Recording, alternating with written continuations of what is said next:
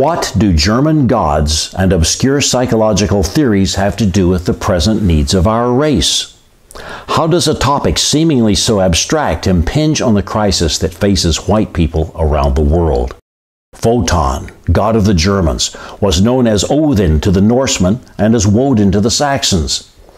The old Germanic religion has made a significant comeback in recent decades, with the worship of Odin and Thor and the other deities of Asgard now occurring throughout Europe, North America, and other locations around the globe.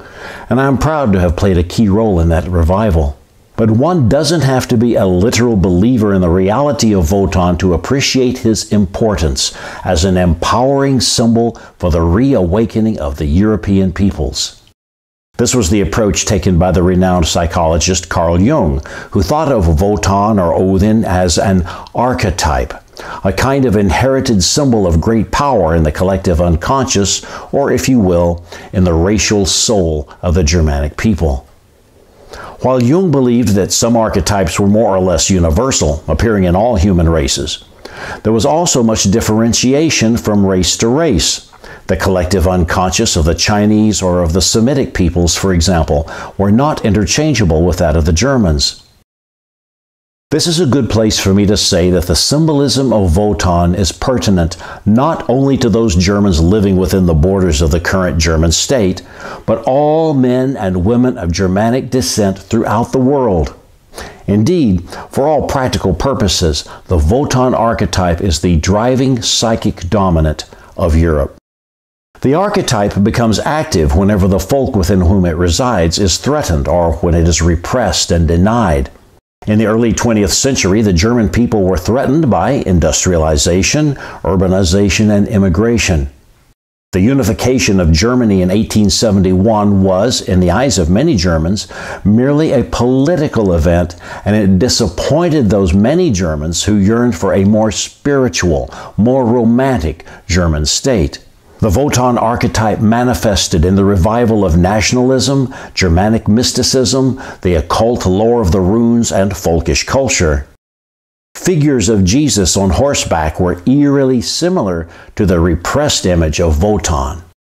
The neo-romantic youth movement, the Wandervögelen, took to the highways and byways in the spirit of Wotan the Wanderer, and the restless tramp of their feet gave way later to the aimless migrations of the unemployed, and later to the marching of soldiers. The ultimate result was the rise of National Socialism, followed by World War II and Germany's defeat. But defeat brought with it only a more savage repression of the Wotan archetype. Germans were now to be peaceful factory workers busily creating an economic miracle, making money. The denazification program was ruthless and relentless. The Allies did everything in their power to bury Wotan's furious ecstasy under gross materialism. Once again, Wotan was driven deep into the forests of the mind. The storm of steel was replaced by the gold of the Nibelungen. Men who had marched with the SS and the SA became factory workers, farmers, salesmen. So, does the awakening of the Wotan archetype necessitate National Socialism? No. Wotan or Odin is a much more complex figure than that. Notwithstanding his entourage of berserkers and valkyries, he is only secondarily a god of war. His primary role is the quest for wisdom as the priest-king figure. The warrior aspect gained prominence during the Third Reich, largely due to the hostile political and military situation that was making war inevitable. Wotan's wisdom was lost in the sound of the guns. Dr. Jung understood the deep psychology of what had happened during the rise of the Reich.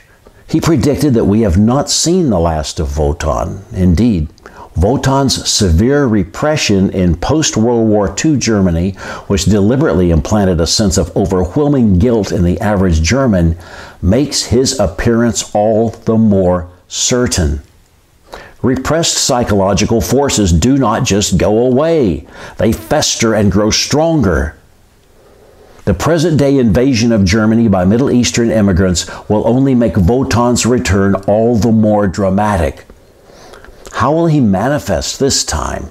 I believe we will see two things happen.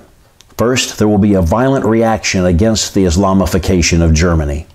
Wotan will arise to defend his people. Although the average German may not want to admit it, the truth is clear.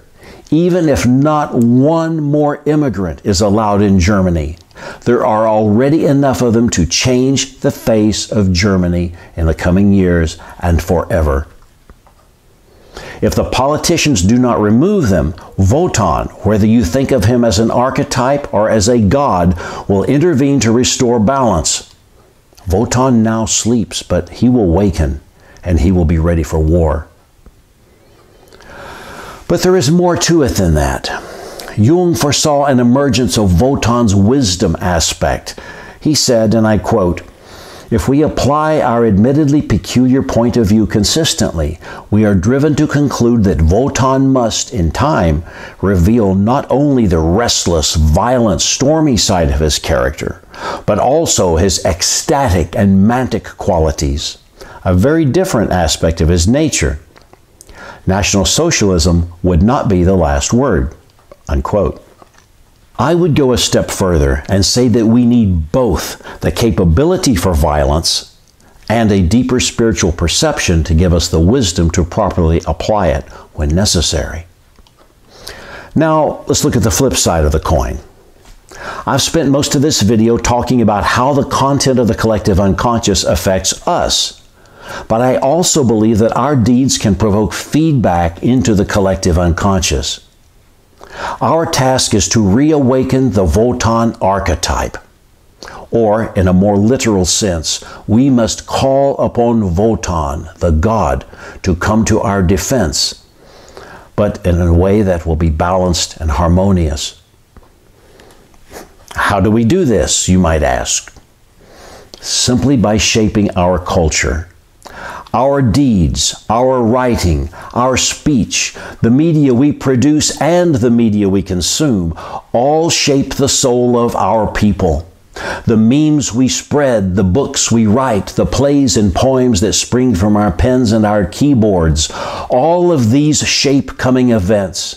For we are on a very deep level connected to all men and women of our race, wherever on earth they are found. And that's where you come in. You can help produce this awakening. And of course, that's why I'm telling you all of this anyway, not as some exercise in abstract psychological theory, but as a guide and a motivation to your action.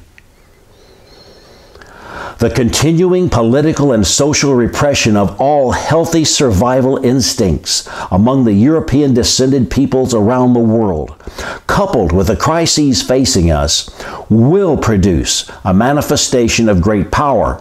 It is our duty to steer this awakening into healthy, life-giving, and victorious channels.